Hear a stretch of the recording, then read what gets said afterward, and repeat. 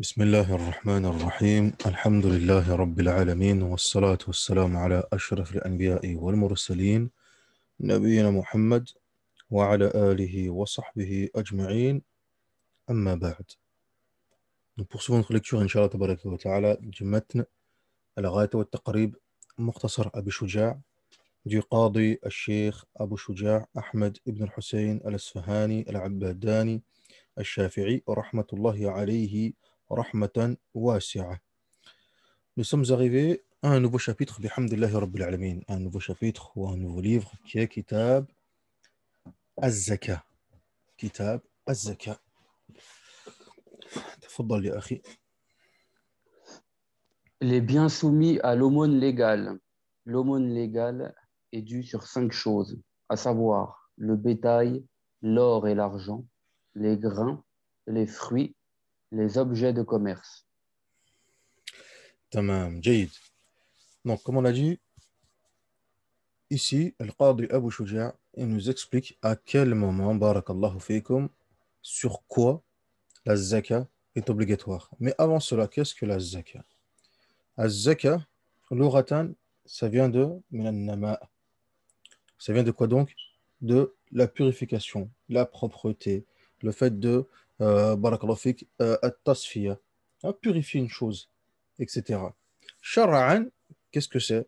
كما قال ابن قاسم الغزي رحمه الله تعالى اسم مخصوص اسم لمال مخصوص يؤخذ من مال مخصوص على وجه مخصوص يصرف لطائفة مخصوصة. Qu'est-ce que c'est? C'est de l'argent ou des biens bien précis qu'on va prélever d'une façon bien précise afin de la distribuer à un groupe de personnes bien précis. هذا هو الزكاة. والأصل في وجوب الزكاة الكتاب والسنة والإجماع. Et la base concernant le caractère obligatoire de la zaka, les preuves sont aussi bien dans le kitab, dans la sunna que dans l'ijma'. قال الله تبارك وتعالى وأقيموا الصلاة وآتوا الزكاة وأقيموا الصلاة وآتوا الزكاة. Accomplissez la prière et inquiétez-vous de la zaka. Le hadith du prophète sallallahu alayhi wa sallam, hadith Ibn Omar عند البخاري ومسلم بني الإسلام على خمس. L'islam se repose sur 5 bases. Parmi les 5 bases, il a mentionné quoi donc? Az-zaka. Et il y a aussi également al-ijma'. Al-ijma' muna'aqidun ala wujubi az-zaka. Il y a ijma' sur le fait que la zaka est obligatoire, comme l'a rapporté l'imam Mohammed ibn al-Mundhir dans son kitab al-ijma'. نعم. Donc, قال القاضي أبو شجاع رحمه الله تعالى تجب الزكاة في 5 أشياء وهي المواشي والأثمان والزروع والثمار وعروض التجارة. Donc, l'aumône légale, الزكاة est obligatoire sur le bétail. المواشي. En arabe, dans le matn, il dit القاضي أبو شجاع المواشي. لماذا المواشي؟ لأنها تأكل وتمشي. Parce que ce sont des bêtes qui marchent, tout simplement, qui marchent et qui تأكل وتمشي. Donc, ce qu'on les a appelés المواشي. طيب الأثمان, l'or et l'argent, والزروع, les grains, والثمار, les fruits, وعروض التجارة, et les objets de commerce. طيب جميل. Donc, comme l'a dit Cheikh Ahmed Ben Al-Makrami, idhan, ce qui est concerné ici, concernant Al-Mawashi, ce sont 3 types de bétail. Comme il a mentionné lui-même Al-Qadi Abu Shuja' rahimahullah ta'ala. Et dans ce type de bétail, c'est très précis. Par conséquent, ceux qui n'est pas mentionné en sont exclus, comme les chevaux ou autres. Tafaddal ya akhi. Il y a 3 sortes de bétail qui sont soumis à l'aumône légale, savoir les chameaux, les bovins, les moutons et les chèvres. Aywa. Par conséquent, barakallahu fikum, en dehors de ces 3 sortes de bétail, comme les chevaux, comme les ânes, etc., ils ne sont pas compris dans la zaka. Tafaddal ya akhi. Pour être assujetti à l'aumône légale sur les bestiaux, il faut que le propriétaire réunisse 5 conditions, à savoir qu'il soit musulman, qu'il possède le bétail en toute propriété, qu'il en possède une quantité minimum imposable pendant une année lunaire complète et que ce bétail soit en pâturage. أيوة جيد. الشيخ القاضي أبو شجاع رحمه الله تعالى il nous a donné, il nous a expliqué بارك الله فيكم جزاكم الله خيرا sur quoi la zakat se repose. Sur quoi? Qu'est-ce qui est concerné par zakat? On nous dit 5 choses.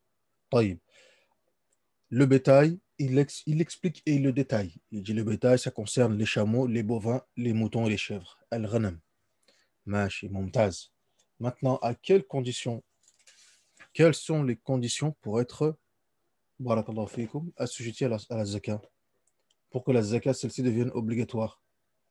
Première chose, qal al-islam. La première chose, al-islam.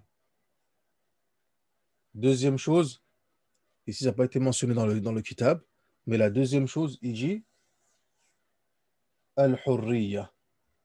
Al-hurriya. Le fait que la personne soit un homme libre et non pas un esclave. لماذا؟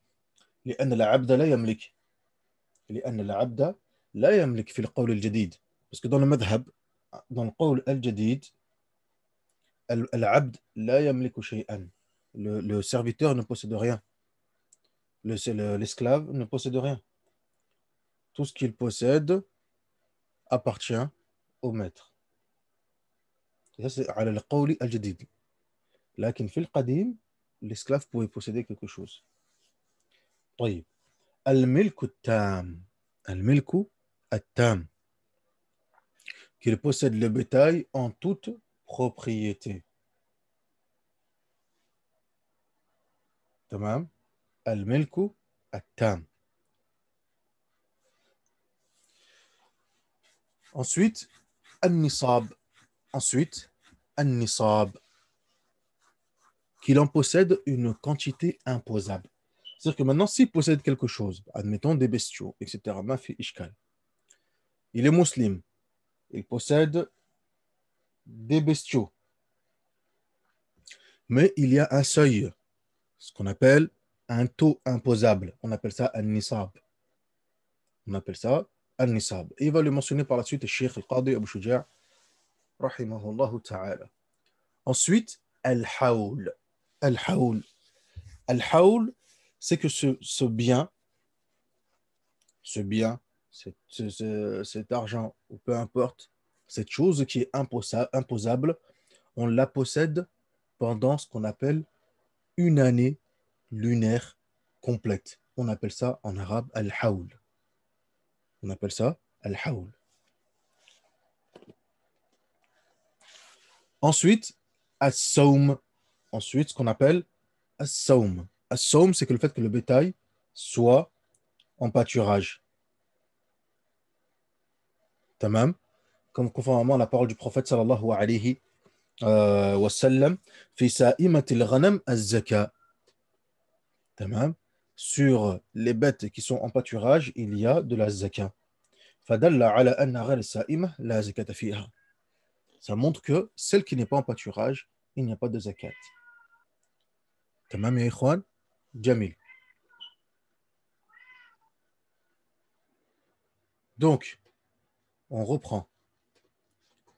Al-Islam, par conséquent, on a dit que le kafir, il n'a pas de zakat. Ah, et le murtad, celui qui a apostasié. Celui qui a apostasié.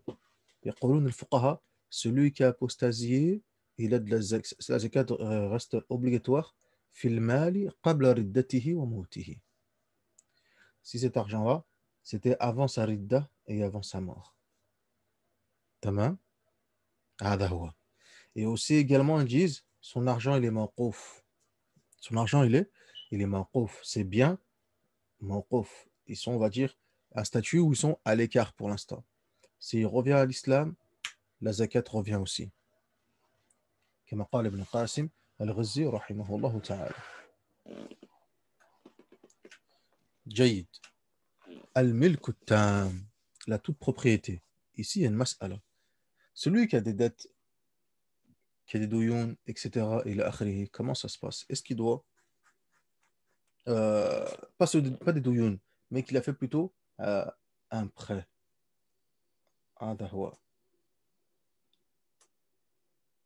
Il a fait un prêt, etc., et l'akhri.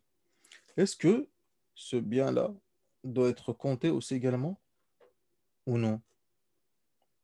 قالوا الفقهاء, celui qui a fait un prêt, الدين, mais ce dain-là, yurja sadaduhu, il compte. S'il a fait un prêt, il a une dette quelconque, mais cette dette, il sait qu'il peut récupérer et qu'il peut être remboursé fil hal, rapidement, etc. Ceci est compris dans la toute propriété. Dans ce qu'il possède en toute propriété, donc il doit le compter aussi également. Tamam, hada huwa. Donc, islam, le fait d'être libre, avoir le bétail ou le bien en toute propriété, le nisab, attention, le taux imposable. Le nisab, c'est le taux imposable. Ensuite, le haoul. Et on a dit que le haoul, c'est une année lunaire. قال النبي صلى الله عليه وسلم لا زكاة في مال حتى يحول عليه الحول. Hadith rapporté par Abu Daoud, hadith Ali ibn Abi Talib, radhiyallahu anhu. Il n'y a pas de zakat sur des biens qui n'ont pas fait ce qu'on appelle al-hawl. Le hawl, c'est une année lunaire et non pas une année solaire. Mashi, mumtaz. Et enfin, le pâturage, as-sawm. Que ce bétail soit en pâturage.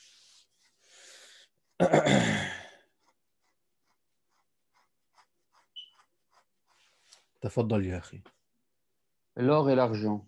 Pour être assujetti à l'aumône légale sur l'or et l'argent, 4 conditions sont requises. Que le propriétaire soit musulman, qu'il possède la somme en toute propriété, en quantité imposable, depuis une année lunaire entière.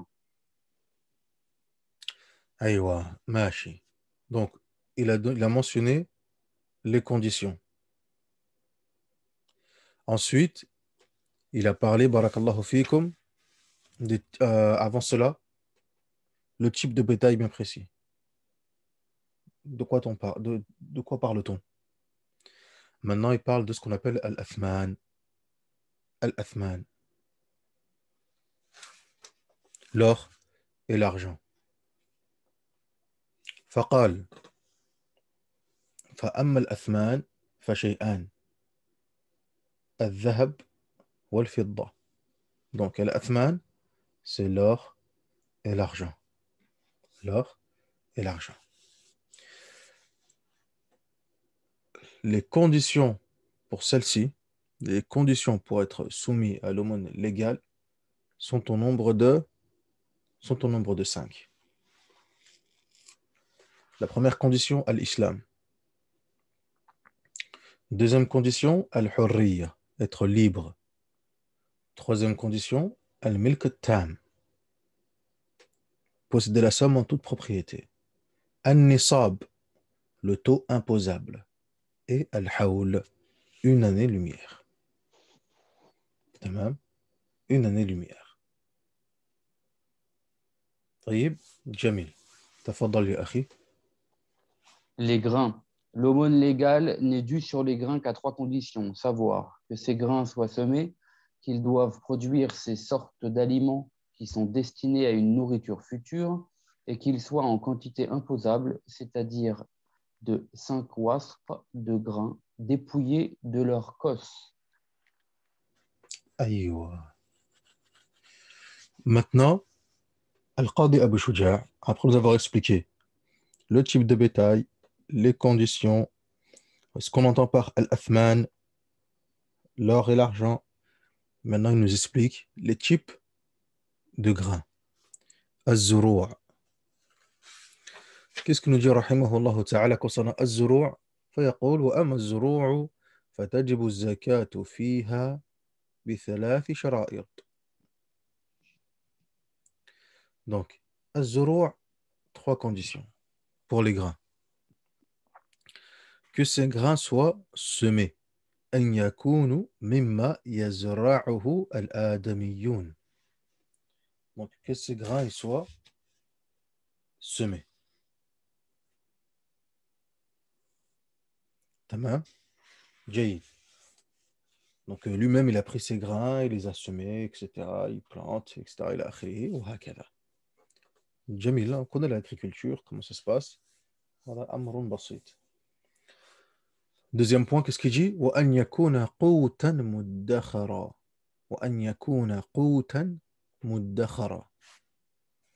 Donc, deuxième condition, barakallahu fikum, qu'ils doivent produire ces sortes d'aliments qui sont destinés à une nourriture future.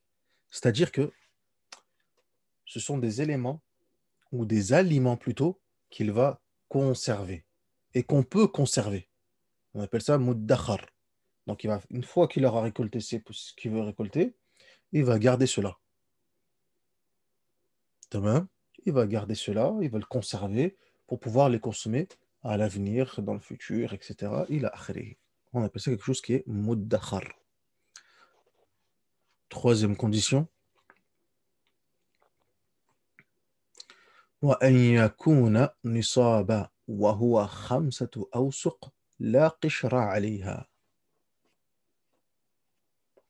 Donc, le nisab est qu'il soit en quantité imposable, c'est-à-dire خمسة أوسق. 5 أوسق. طيب. ها. 5 أوسق. Ici, il nous dit, Al-Qadi, rahimahullah ta'ala, il nous dit donc ici que le nisab concernant les grains, jazakumullahu khairan, est de 5 أوسق. Et 5 أوسق, aujourd'hui, ça équivaut à quoi? Ça équivaut à peu près, barakallahu fikum, à peu près, un peu plus de 2 kilos.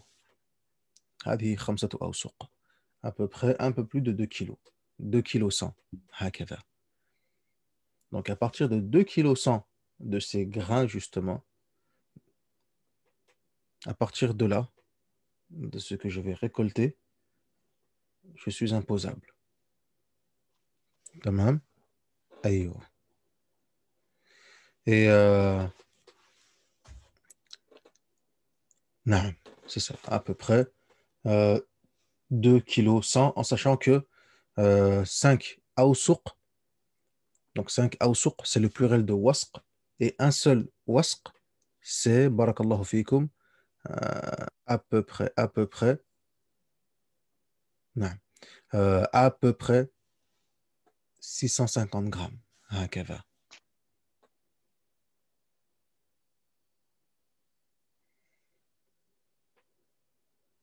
لا لا عفوا je me suis emmêlé les pinceaux. عفوا je me suis emmêlé les pinceaux.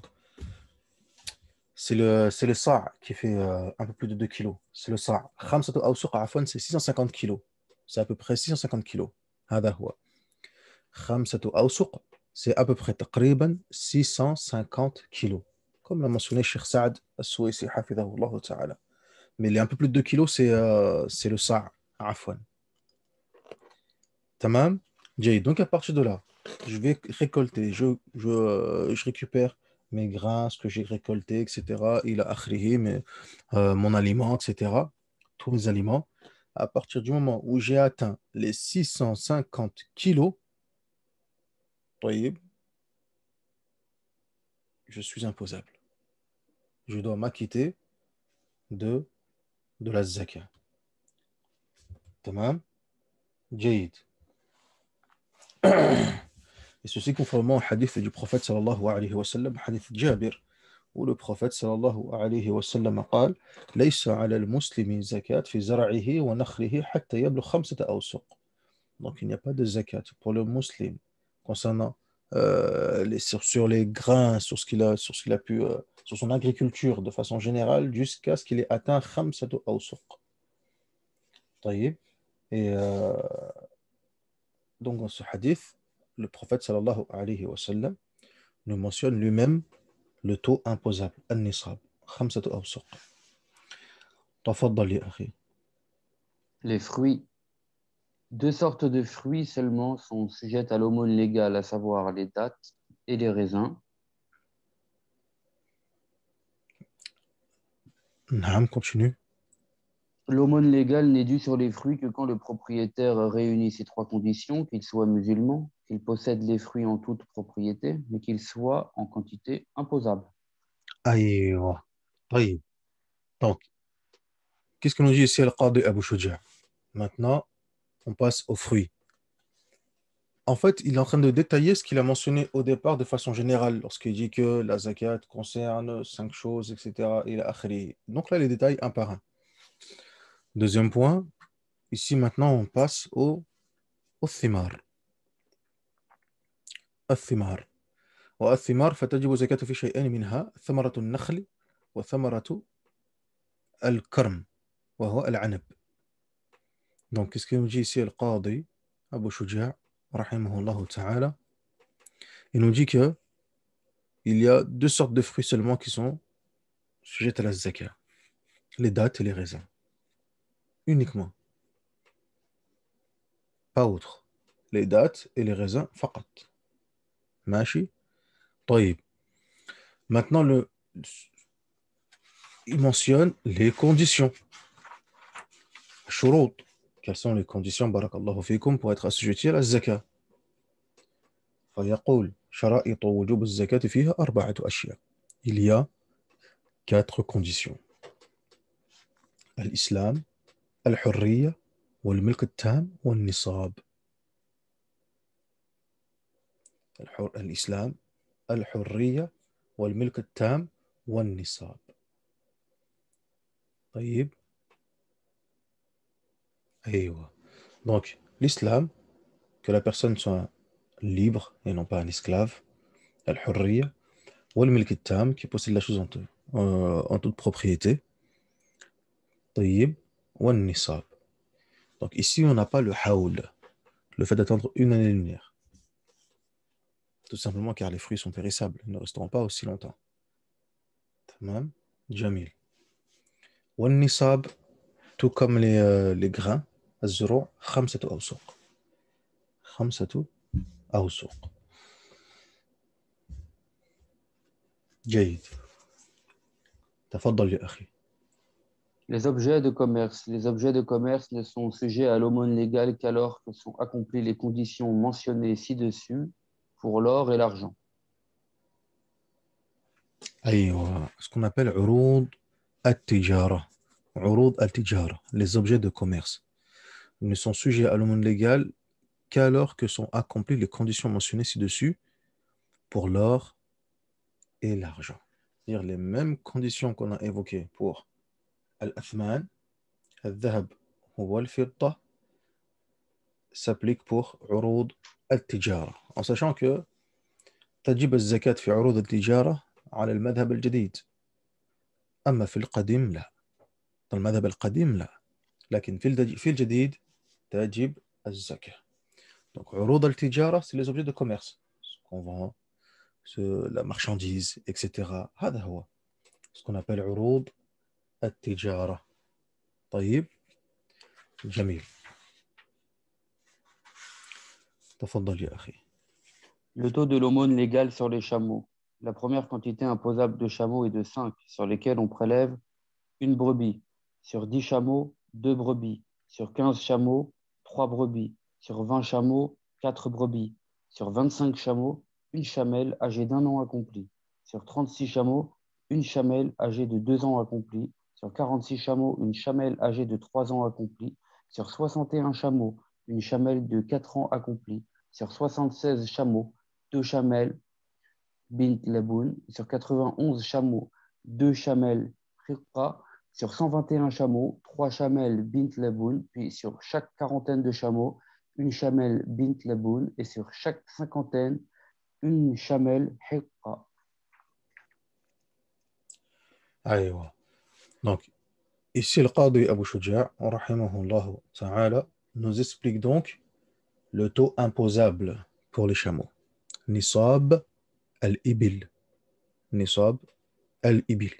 Donc, en fonction de la quantité des ébiles que je vais posséder, si ces derniers, je les ai gardés pendant une année lunaire, si ces derniers sont possédés par un musulman qui est libre et que ces bêtes sont en pâturage, barakallahu fikum, tamam. Donc, voilà ce qu'il en est. Voilà ce qu'il en est. À partir de 10, fait ashar, shatan, tamam. Donc,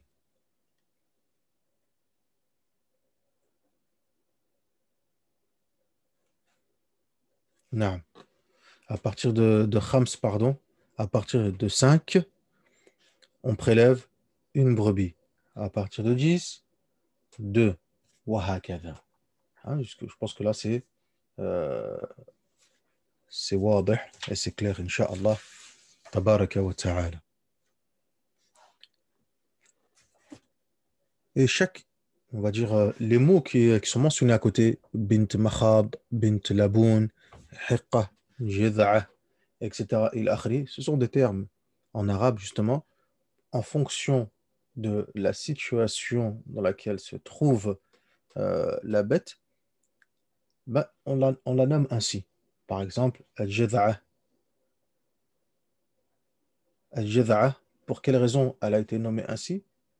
Car c'est le moment où elle commence à isqat al-asnan min al-amam, que commencent à apparaître les dents de devant, etc. Al-hiqqa, لأنها استحقت الركوب. Al-hiqqa, مثلا, on appelle hiqqa car à ce moment-là, استحقت الركوب. À ce moment-là, elle est apte à pouvoir être montée. وهكذا. Ce sont juste des noms, barakallahu fikum, pour pouvoir euh, caractériser, jazakumullah khair, l'étape dans laquelle se trouve l'animal. Tamam. Donc, isqat al-asnan al-amamiyya, le moment où devant les dents elles tombent, les dents de devant, etc. Pour al-jada'a, ila akhrihi, wa hakadha. Tafaddal ya akhi. Le taux de l'aumône légale sur les bovins. La première quantité imposable de bovins est de 30 bœufs sur lesquels on prélève un veau de 2 ans, tabi'a, et sur 40 bœufs, une vache de 3 ans, moussinna. Puis sur chaque trentaine de bœufs, on prélève un veau tabi'a, et sur chaque quarantaine, une vache moussinna. Aïwa. Tamam, mais là, c'est la même chose. Moussinna, etc. C'est exactement la même chose par rapport à ce qu'on a dit tout à l'heure concernant les bint laboun, jada'a, etc. يقولون المسنة لتكامل أسنانها. Ils disent musinna car à ce moment-là, là, toutes ses dents, et tout, etc. Il a khri. فيقول musinna. C'est-à-dire celle qui a des asnan, des dents, musinna. وهكذا. تفضل يا أخي. Le taux de l'aumône légale sur le menu bétail, la première quantité imposable de menu bétail est de 40 têtes, sur lesquelles on prélève une brebis d'un an accompli, jada'a, ou une chèvre de 2 ans accompli, saniya. Sur 121 têtes, 2 brebis. Sur 201, 3 brebis. Sur 400 têtes, 4 brebis. Et puis sur chaque centaine de têtes, une brebis. أيوة. جيد. ممتاز. تفضل. L'aumône légale sur les troupeaux qui sont mis en commun. Deux associés qui ont mis leurs troupeaux en commun ne sont considérés comme un seul individu que quand l'usage de cette chose est commun entre eux, savoir les bergeries, les parcs, les pâturages, les étalons, les lieux d'abreuvement, le berger qui traite les bestiaux et les lieux où on les traite. أيوة. On appelle ça, بارك الله فيكم, شروط الخلطة. أول في زكاة الخليطين. شروط الخلطة أو زكاة الخليطين. Donc, il est tout à fait possible que deux personnes, deux propriétaires s'associent sur un bien. Ici, il a mentionné, barakallahu fikum, le troupeau, mais les fuqaha mentionnent que cela concerne aussi également az-zuru'. Cela concerne aussi également l'agriculture. Az-zuru'. Tamam. Cependant, barakallahu fikum, il y a des conditions. Il y a des conditions. إذا كان المراح واحد. Il faut que les bergeries soient en commun, aussi bien pour l'un comme pour l'autre. والمسرح واحد. que les parcs soient également en commun. والمرعى واحد, le pâturage en commun.